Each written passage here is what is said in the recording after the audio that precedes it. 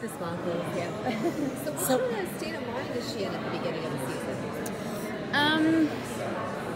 It's summer, and it's 3 or 2.5 months after she saw her dad get killed in front of her, which is not a great thing to have happen to you.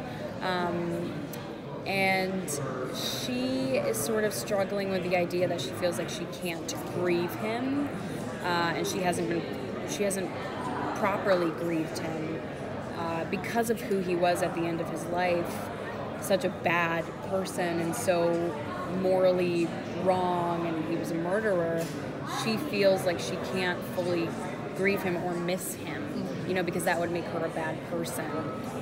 So that's really sad, because she still has all these, memories of him being a good father to her growing up. And so I think it's a little heartbreaking to see her deal with that, but Jughead's really there for her in that situation, and I think she's really just going to lean on her friends. She can't trust too many people. Her circle of friendship is getting a little bit smaller and smaller because of who she can rely on, who she can trust. So I think the core four is strong this season because they have to be, because it seems like all the outside sources are dwindling.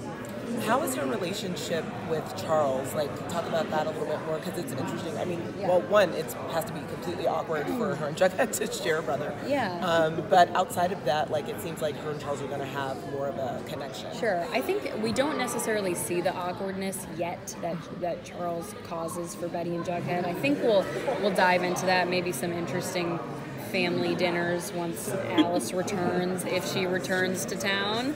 I think it's going to be a super interesting thing to explore, clearly. But Betty is helping Charles at the FBI, doing what she can to figure out where Edgar is, how to track down Alice. They're definitely working together, and I think she knows she can trust him as well because he is family, and he cares for Alice too. So I think that's one more ally on her side that she can actually trust. He's not a villain. He's not looking for anything else. It's not another chick situation. It's the real deal, which is good. Riverdale is full of shocking moments, but I don't think many people saw the Alice reveal that she's working with the FBI coming. Did you see That's that? because Machen's a great actress. She is. Also, none of us knew until the end. Were you just as shocked as we were? Was I? I feel like I kind of knew on some level, because I know that Alice wouldn't have done that to Betty. Alice and Betty have such a complicated relationship, obviously, but it's one of my favorite relationships on the show, mostly because I love Machen so much, and she's like a mother to me in a way, but she and I really love Alice and Betty's relationship, and I think Betty's going to do everything in her power to try and get Alice home, even though she feels a little betrayed by the fact that Alice kept this huge thing from her. She knows it was for her own safety and for a greater cause of stopping the farm and stopping Edgar. So, I think there's some reparations to be made between the two of them, but I hope that they can, because I really love their little mom and daughter duo. Are there going to be any lingering effects on Betty from her time at the farm? Because there was a lot of hypnosis and mind manipulation. Is some of that going to continue to haunt her this season? I think it's haunting Cheryl. Okay. That's because her dead brother's in her basement. I think Betty bounces back pretty quickly, considering what happens to her. So I think, although yes, she did deal with the hypnosis, I think she's recovered and moving on as best as she can. I think you see Cheryl's a little weaker, and well, that's rude to say, but she is.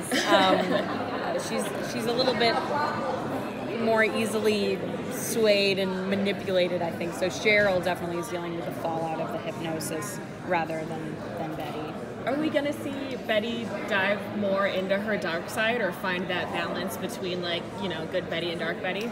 I think it was interesting the first 2 seasons, because dark Betty was this physical manifestation of darkness that a human has, and now it's sort of evolved into, she's accepted that she has a dark side. Everyone has a dark side, and so now it's not really like this costume that she has to put on. It's just like a part of herself.